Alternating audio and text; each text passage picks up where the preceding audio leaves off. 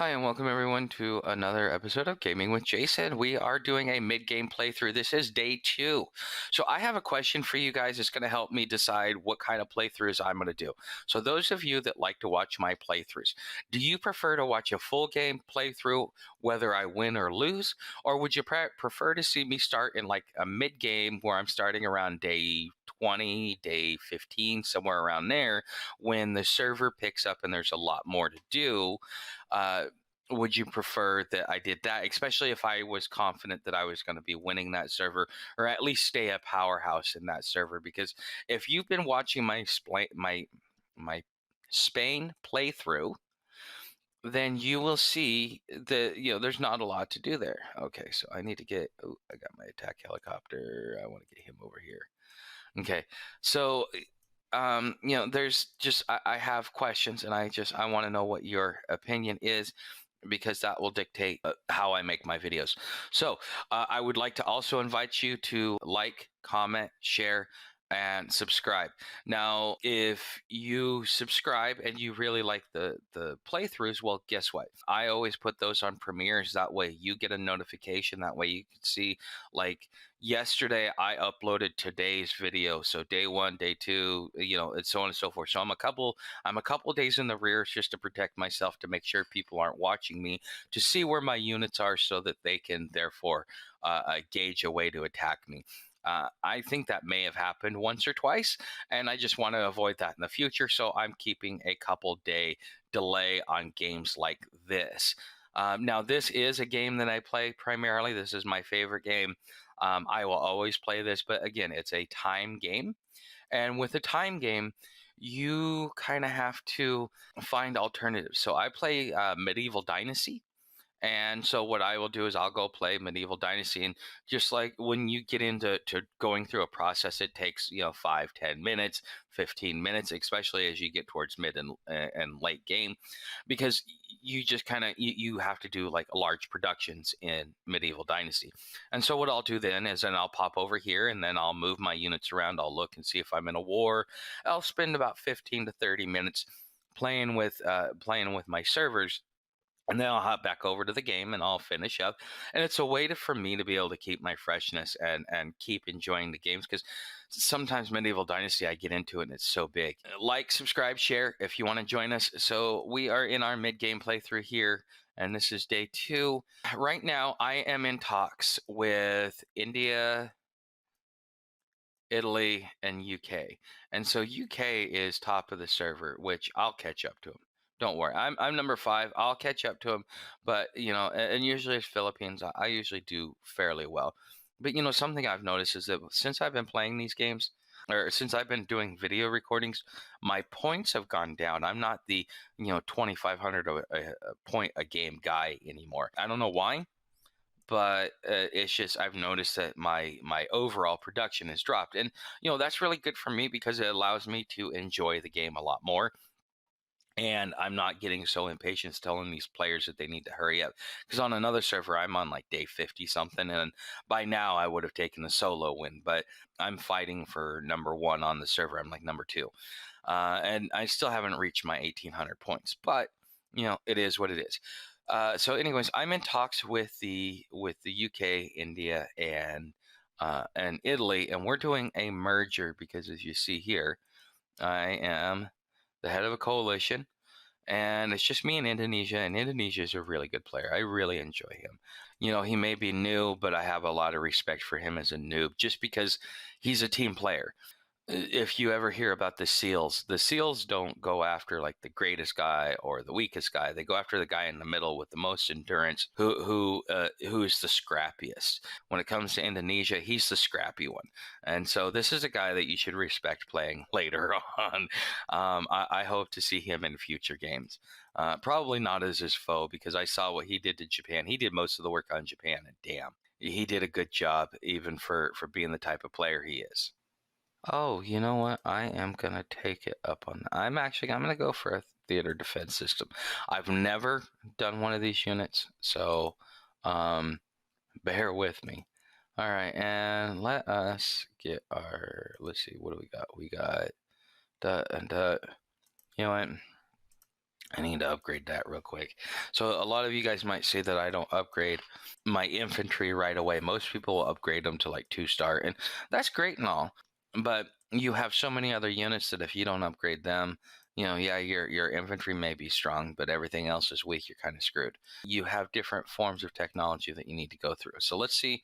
I have 5,000. So I am going to do. I have no. I still have not built. You know what? I think the cruiser was kind of a bad idea.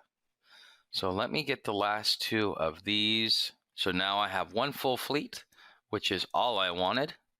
And so now I can start focusing on other things. Let's see here. I pretty much have to go with gunships now.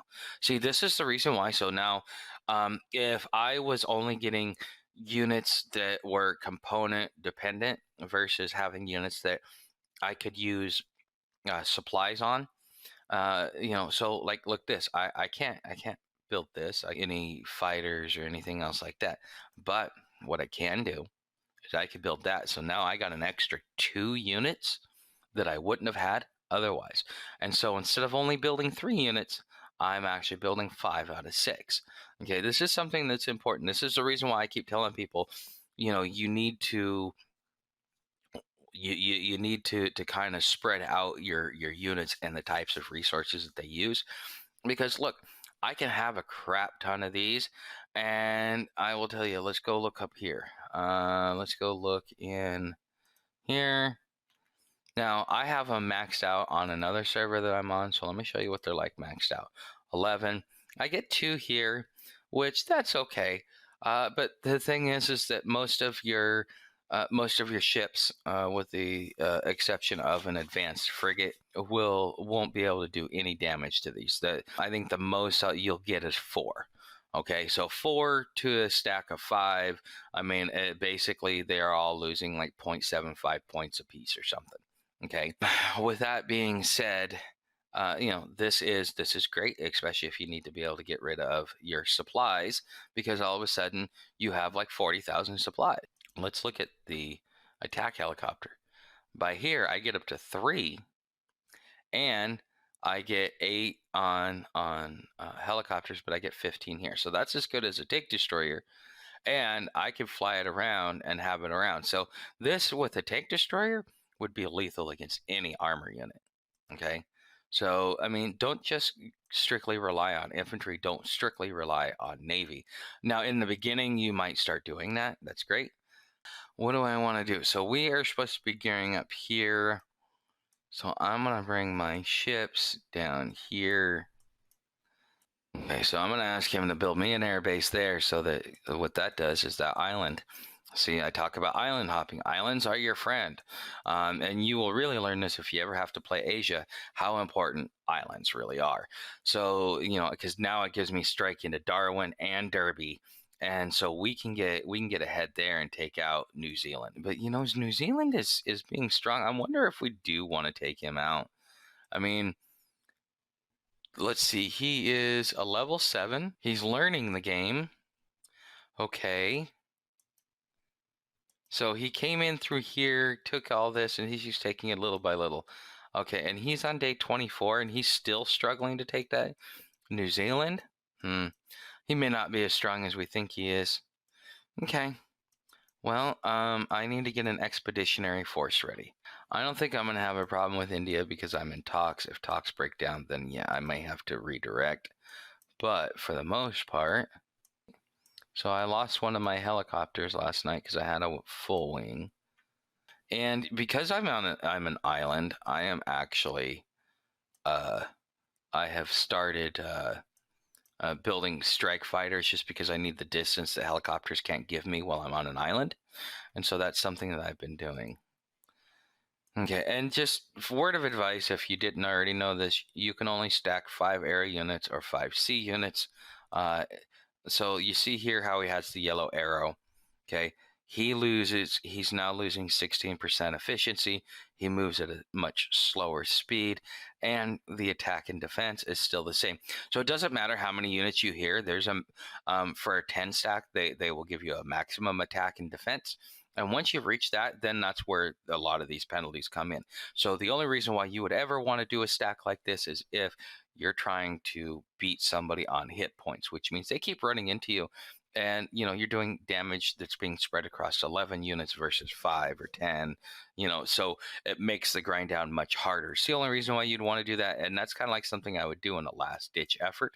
It's not something I would do to move my stuff around. Another piece of advice I'd like to offer you before I end my morning playthrough is I would really like you guys to stop rushing your troops everywhere you go. You're killing your troops. It costs to rush somebody.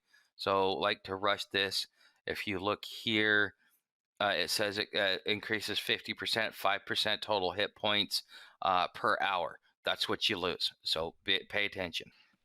Hi, and welcome everyone. It looks like I had a couple of free minutes and we got some stuff going. So we are attacking Australia. I am staying within the cities that he hasn't hit. So I am just waiting for all that to happen. Now I do have a superiority wing, a striker wing, a gunship wing, and a attack squadron. I brought them over. Plus, I just got my ships. They just got done being getting built. So I am staging here. Plus, if he tries to come out or tries to come in through anyway or through anywhere, because he's going to come out through here, or here, which is his capital city, he's going to end up going here. And so I wanted to put my ships there as a way to kind of cut him off and maybe slow him down, kill some of his hardware. Now he doesn't have any ships. We looked earlier, so anything that he does do, he's going to have to float it over or fly it over. And if he's trying to go to Sydney, which he can't go to Sydney, he has to go to Brisbane. He hasn't even built any air bases, so he's kind of already losing already. But once we get done with this and we get done with the little islands, then we'll be able to kind of get out of our scope. I haven't heard anything from India or Italy, and I'm starting to get concerned. I think we might have to redirect our attention east and not west. Sometimes you need a response within a reasonable amount of time. So we have been going back and forth for about a day and a half now, and there has not been any real resolution. So in my opinion, what they're doing is they're stalling, getting prepared, and they want to take us out because they think, yeah. Anyways, it's the paranoia of the game kicking in. Anyways, I will see you guys in my evening playthrough, or as I play through the rest of the day. I'm just trying to make sure to get my troops to where they need to go, offer air support, send my recon vehicles in, with my troops and stuff like that. I've got a large stack of troops coming here to Townsville. So, with that being said, I don't understand what he's doing, but okay. So I got supplies and what I get. I got a supply and what kind of? Oh, and a component. Okay. Well, you know what? Those are all I really need anyway. So if you're going to take all the other resources, I'll take the supply and the components. But anyways, I will see you guys in the next portion of my playthrough. Hi guys, welcome back to my mid-game evening playthrough on day 2 of this. Oh, he's trying, he really is. Okay, so I saw the plane flying overhead. He flew here, and then but I wasn't attacking him yet, so I haven't. You know what? He doesn't have any navy. I'm gonna have some fun. 1, 2, because you have no navy. 3. Oh, I might have enough for every single city. And bam. So I'm hitting all 5 of his city. This guy isn't going to last the night. I'm taking over New Zealand. And then that way I can take all 3 cities here. And then the next day, once those settle down, but I also need to start building some more infantry. Okay, so yeah, I've got more infantry on the way. Okay, wow. See, so if you're watching my Spain playthrough, I mean, we are just like maybe 10 days ahead of that game, 12 days ahead of that game. And look at my resources compared to my resources there. This is what I was talking about. If you're watching my different playthroughs, this is what I was talking about. I don't want cruisers. Oh yeah, Cebu got hit. I didn't fix that. Damn. Okay. So now I need to fix the arms industry.